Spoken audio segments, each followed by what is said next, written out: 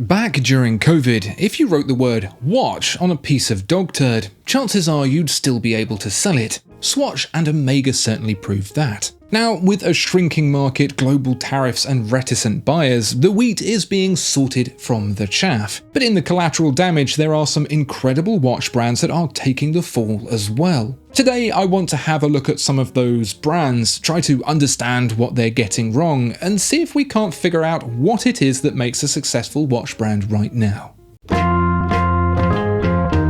I want to keep this thought process otherwise uninterrupted for both of us, so I'll front load my begging. If you like this kind of video, please do like, comment and subscribe, and please check to see if you are still subscribed. If you'd like to support me further, you can pick up some of my merch from the link in the description. You can also join my amazing Patreons who really do allow me to make videos like this that I enjoy so much, so a huge thank you to them. There's a link to Patreon in the description too, where you can join us for extra content and chit chat about watches. Thank you.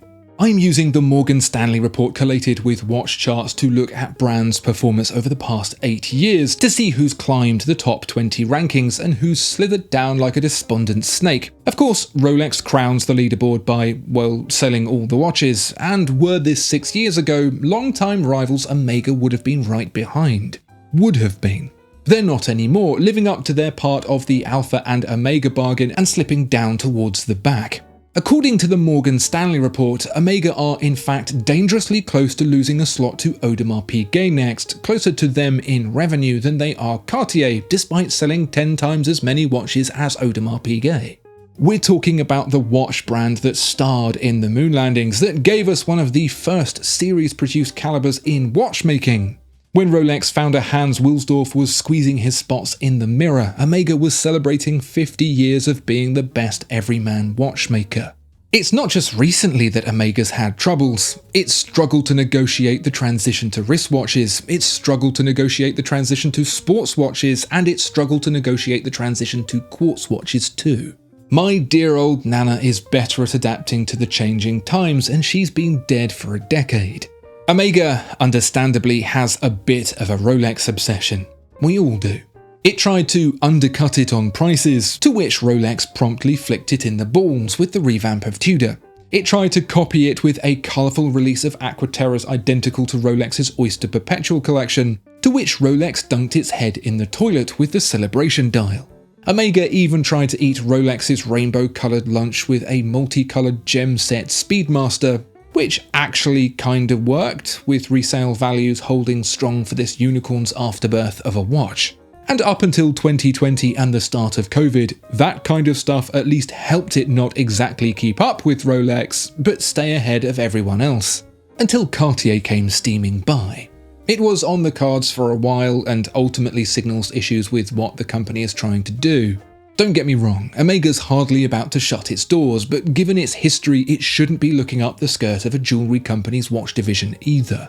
Here's the biggest problem. When was the last time you saw a woman wearing an Omega? Not one who was paid to. Okay, fine, name 2 then. Compared to Rolex and Cartier, Omega just ain't it for most women. Hard to compete with 2 brands who've managed to double their customer base, and in Rolex's case at least, double its unit volume. But what about Audemars Piguet catching up? They sell the odd ladies' watch as well, but they're not going to be battling it out with Cartier for market share of the fairer sex anytime soon. Audemars Piguet has its own set of concerns which we'll talk about in a bit, but at least in comparison to Omega, it kinda has a plan. By comparison, Omega isn't just throwing shit at the wall to see what sticks, it's rolling around in the stuff and then complaining when some gets in its mouth. The insistence that the Moon Swatch is a good thing for Speedmaster sales is just lunacy. I haven't heard that much crap since my job passing out hand towels in a Taco Bell bathroom. A catalogue with more options than a BMW settings menu screams desperation. The excellent caliber 3861 existing alongside the reverse-engineered 321, despite being very cool, feels like bets more hedged than a manor house garden. Omega is flailing. The Speedmaster is available for $300 and $300,000, depending on how long you want it to last. Not to mention the uplift in prices. Yes, every watch brand seems to have the same relationship with inflation that I do with my father, But Omega in particular seems to be injecting some new blend of fentanyl that's got it so bent over all it can see is up its own butt. The Seamaster used to be roughly half the price of the Submariner. Then it jumped up to 2/3. Now they've got a new one that's got less features, no date window, and that's 3/4 the price.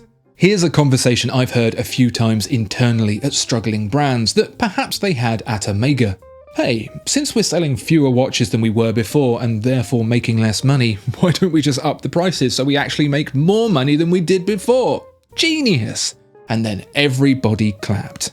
This next brand breaks my heart to talk about, and in introducing it, I want to share an anecdote about it first. This is about where it was at 20 years ago, sat comfortably alongside Patek Philippe in revenue terms. Since then, Patek Philippe has absolutely monstered its life goals, leaving its compatriot of many years languishing behind in exactly the same place it left it. Have you guessed who I'm talking about yet? Breguet. You can't know anything about watches and not know that he was the absolute dude. He had a brain the size of a planet, and he put it to good use, laying down the law for the likes of Patek Philippe and Audemars Piguet to come. Breguet was spitting gears 64 years before Patek Philippe and a whole century before Audemars Piguet. To put that into perspective, that's pretty much the difference between Alexander Graham Bell and Steve Jobs. So, how do I put this delicately? What the chronometer rated f*** is going on? How does a brand with the incredible history and legacy of Breguet go from a retirement age head start to level pegging to just outright getting pegged by Patek Philippe and Audemars Piguet?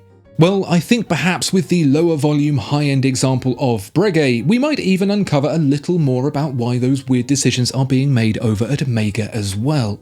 We'll pick up on Breguet's story at its 1975 post-quartz revival at the bench of watchmaker Daniel Roth.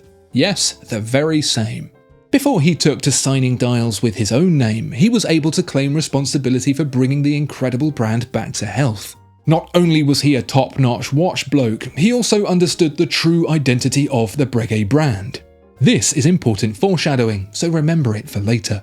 There's a few people who understand the Breguet brand. Francois Pauljourne is one of them, but Daniel Roth actually got to steer the tiller for a period, and with it came a resurgence that put it back in its rightful place on the map. This quite unsurprisingly garnered the attention of investors, and in 1999 Breguet was acquired by the Swatch Group, owners of, amongst many other watch brands, Omega. That was a satisfying puzzle piece clicking together, wasn't it?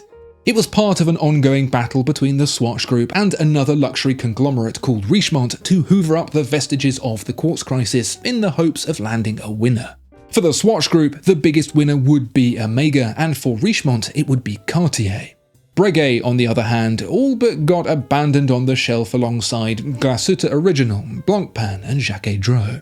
But I'm getting ahead of myself. How did Daniel Roth, a watchmaker at Audemars Piguet, come to be creative lead at the incredible Breguet? Brothers Jacques and Pierre Chaumet, children of the famous Chaumet jewellery family, had acquired a deteriorating Breguet in the hopes of reviving it. But given their limited experience and desire to not do a shit job, they knew they needed someone better suited to the creative role. Daniel Roth was not only Breguet obsessed, as many watchmakers were, are, and will continue to be, he was also an unbelievable talent. But even he, before he took the job, spent a year back at watchmaking school recreating a Breguet pocket watch in order to effectively get into character as one Mr. Abraham Louis. From there, he didn't try to paint his own picture of what a Breguet looked like, rather chose to make the watches he believed Breguet would have made himself, were his big brain not 6 feet under feeding worms. Daniel Roth got it. He understood why Breguet made watches in the first place. He understood his obsession with an aesthetic driven by readability and function. He understood why complication was so important to him. Daniel Roth's watches are, now, some of the most collectible Breguets ever made, all because he understood the identity of the brand. And there it is. Unfortunately, Jacques and Pierre got into a bit of a pickle with the taxman and ended up in prison for 6 months for fraud, and so Roth noped it out of there to start his own thing, and Breguet was sold to a company that couldn't sound any more evil, Investcorp. Investcorp eventually sold on Breguet to the Swatch Group in pursuit of more on-brand investments like Volcano layers and secret moon bases. When you think of big corporations, what comes to mind? Is it passion, Obsession and focus? Or is it quarterly reports, board meetings, and fake potted plants? The nuance that Daniel Roth extracted to breathe life back into Breguet was but a fart in the wind compared to the incredible ambitions of the Swatch Group. That is, to make money. Think about it. The success of 1970s Breguet was down to one dude. One. If he'd said no thanks to the Chaumet boys, or he'd skipped that year at watchmaking school getting to know Breguet like the folds of his own nutsack, Breguet could today be just a name in a museum. The differentiating factor is just so delicate that I don't think big corporations can realistically cultivate it. Instead, they treat it with the heavy-handedness of Tom Cullen stroking a dog. M-O-O-N spells money. Take Jean, probably the most successful Breguet cover band. When old Jean hangs up his tiny screwdrivers and calls it a day, a big group is going to come knocking. And when they do, they're going to scoop it up and break it by trying to up revenue, ultimately killing profit. What makes Jean distinct? The machinations of one single man. Take him out of the equation and all of a sudden you've lost the lead singer. The best you can hope for is enough budget to brute force delay the decline. At worst, you'll get whatever in the hell happened to Roger Dubuis. They screwed that brand so hard it needs a wheelchair. To demonstrate the point even further, let's take a look at the watchmaker's watchmaker, the cuckold of watchmaking, Jaeger-LeCoultre. Founder Antoine Lecoultre was, I imagine, someone who'd be considered a little on the spectrum today. A man with such obsession for engineering on the micron level that he even went and invented the first instrument that could actually measure a micron. If he'd been alive today, he'd be fine-tuning his DPI settings in Counter-Strike instead. He was a nerd. His company was picked up by Richemont in the 2000s, along with IWC and Langenzoner, all of which had been successfully revived by a name you should most certainly know if you want to reach peak watch nerdism, Günter Blümlein. Günter wasn't a Harvard business graduate or a finance mogul or even an investment guru. He was an engineer, an obsessive one, a little bit like Antoine Lecoultre. He decided that mechanical watches ruled and quartz definitely drooled. Where Omega grappled with space-age quartz abominations, he had Kurt Klaus realise a perpetual calendar complication that could be adjusted entirely by the crown, so long as it wasn't backwards. He brought the Langer 1 out of Saxony, Langenzoner's most important creation to date. And for Jaeger-LeCoultre, he encouraged the reverse engineering that revived the Reverso, without which the brand would not be here today. He got it. He understood what made those brands different and what made them great. He knew how to recognise the talent needed to realise those brand identities in crystal clear Dolby Vision. Today, however, the brand is managed by an accountant, a man who joined as financial controller in 1996 before rising to the top job 6 years later. He's still there today, although he was gone for a stint as Richemont CEO before he, came back again. You'd have to ask him why, but I imagine the downward trend of many Richemont brands on the Morgan Stanley chart might have had something to do with it. But to be fair to Mr. Lambert, why can't an accountant be CEO of a watch brand? After all, being CEO is a role that primarily seeks to consolidate the talent within the brand, not make every decision themselves. If an engineer can be responsible for the finances of a watchmaker, then a financier can be equally responsible for the engineering, surely? Well, no, I don't think so. Or maybe only if that engineering is entirely budget-based. A business that makes nuts and bolts might thrive under a financial eye. A business that turns those nuts and bolts into expensive fidget spinners you buy with your emotions is probably not quite the same fit. When I meet people who buy into these interesting mechanical brands, usually there's some kind of insatiable curiosity behind it that just can't stop at Rolex. It's a curiosity that Daniel Roth has, that Günter Blümlein had, and that FP Journe has between bouts of grumpiness. And that curiosity is the lifeblood that keeps watchmakers alive. It doesn't have to be that way, however. Group brands can be successful. Cartier, part of the Richemont group, is clearly doing gangbusters. Vacheron Constantin as well. Well, I think we may be looking at numbers that are a little skewed because in the case of Vacheron Constantin, if you took the previously unloved overseas out of the equation, I think it might paint a different picture. One by numbers, by a child, with poster paints. We'll talk a little bit more about the Genta effect in a minute. As for Cartier, it's such a giant that really it gets to operate pretty much independently of the rest of the Richemont group. When Jérôme Lambert was CEO, his authority didn't cover Cartier, probably just as well. The Parisian brand understands that its customers are connected to it by emotion and not by the bottom line. That's given it a force field of protection since, it's one of the only Richemont group brands that's actually posting a decent profit. Richemont actually has a new CEO now, one who led Van Cleef & Arpels to success, and a man who may perhaps be just a little bit curious himself. I'm very interested to see how that goes, because if he can bring any of the creativity and imagination that was allowed to flourish at Van Cleef to the rest of the group, they could be on to a winner. I don't think being part of a large group is a self-fulfilling prophecy of failure. It's more that failure becomes a lot more likely because there are so many more people to get in the way of creativity. Instead of dreamers, you get thinkers who think in business and finance and not in joy and excitement. I've been increasingly dismayed by a circular pattern I see with brands I like, often, it seems, led by some venture capital approach to maximum growth.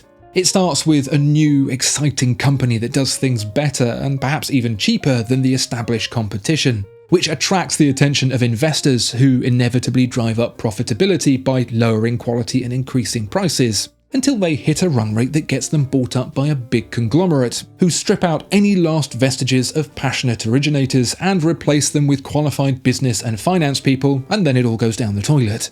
If the brand gets lucky, it's then sold back out the group and revived by a passionate individual who gets what it was originally all about. Maybe I'm being naive, but what's not enough about being successful by, being good at what you do, by being different and interesting? That can be profitable too, as Breitling have demonstrated by getting creatives involved that have brought that brand back onto people's radars. Funnily enough, the guy in charge of Breitling went toe-to-toe with Richemont's former CEO for that top group job, but had enough of all the corporate games and went out on his own with Breitling instead. Recently, I had a conversation with one Maximilian Busser, CEO of MB&F, about the investment from Chanel. Chanel, if you didn't know, has minority shares in FP Journe and Romain Gaultier as well, and is known for leaving the brands they invest in well alone. So Max was telling me how, when Chanel were doing their due diligence, he pitched them his 5-year plan. It went something like this. Year 1, he said, is a bit lower than this year because coming out of COVID, demand was dropping down a bit. Year 2 stays steady. Year 3 moves up a bit, maybe, but not much if it does. Year 4, kind of the same. Stable, but not a hockey stick graph to the moon. Chanel questioned him, asking him if he really wanted to show this lack of strong growth to the people investing in his business. Yes, he said, MB&F is here to support its staff and make collectors happy, and that will continue to be the plan. Chanel invested. Why is this the exception and not the norm? Why is Breguet not a small team turning out just a few thousand incredible watches a year, like FP Journe does? Why does it have to be a bloated, loss-making mess that has so many people involved who couldn't care less about watches? And that applies to many of these group brands where a few incredible, passionate, talented people are strangled into silence by the loud-mouthed business school brains that don't know their arbor from their elbow. I said we'd briefly revisit Audemars Piguet and any watches that were designed by or influenced by Gerald Genter, because that's been a whole bubble in and of itself that's thrown a real curveball for a lot of brands. Through COVID, the integrated bracelet watch has gone from being a complete non-starter to the absolute bestseller, and where some brands have avoided pivoting their entire brand to fit in one basket, others, like Audemars Piguet, seem to have jumped straight in with both feet. To say out loud that Audemars Piguet is in 4th place and chasing after 3rd by retailing somewhere in the region of $2.3 billion worth of Royal Oaks, Royal Oak Offshores and Code 1159s is kind of nuts. We know the bulk of that isn't codes, so that's a lot of Royal Oaks. Yes, brands have their halo models, but the Daytona isn't making up the lion's share of Rolex's revenue. In fact, the complete opposite. The numbers are low, and its desirability drives sales to the Datejusts that you can actually get. Audemars Piguet's performance is impressive, but it's just not sustainable. Look how many watches Patek Philippe has on its site and how rare Nautilus and Aquanaut allocations are, and then realise they're making less money than AP, who only have one non-Royal Oak model. And that Code 1159 only came out in 2019. Talk about threading the needle. With no fallback, the inevitable decline of integrated mania. Royal Oaks in colours other than blue go below retail now. Would see a massive crash in the brand, as the decision would have to be made to either lower prices to draw sales or reduce volume to maintain demand. Audemars Piguet didn't have their date just with the Code 1159 until 2019, and it was a completely new model and not something they've been historically known for. For a company that's existed since 1875 to have a catalogue with its oldest model originating from a century later is weird to say the least. There's been some recent churning of the rumour mill that suggested new Audemars Piguet CEO Ilaria Resta is stepping down after just 2 years, and the resounding response seems to be one of relief, given how AP seems to have found itself in this very precarious situation. But I don't think that's fair. I don't know if she's leaving or not. AP themselves say not, but given that product development cycles in this business take around 5 years, she's not really had any chance to demonstrate her capabilities yet anyway. She's currently sleeping in the bed made for her by someone else. Audemars Piguet isn't alone in this. Vacheron Constantin's recent success seems to be in a great part due to the good vibes around the Overseas and other watches of its ilk, and they capitalised on that by bringing back the 2222. The watch that became the Overseas. But what happens when interest in integrated disintegrates? Which it's already doing, with Blue Dial Overseas dipping below retail. Back to obscurity. Daniel Roth understood something very important, and credit to the Chaumets, and now the Arnauds. They understand something too. People buy things they need and things they want. Things they need they buy for logical reasons. Things they want they buy for illogical reasons. A Breguet, an Audemars Piguet, a Vacheron Constantin, they're all illogical purchases. And to make that lack of logic make sense, they need to be steered by someone who gets it. Not a businessman, not an accountant, not a board of executive directors. Someone curious. It can be a big brand, it can be small, it will be what it will be, but it will only be a success if it truly has identity. Because without identity, who are they?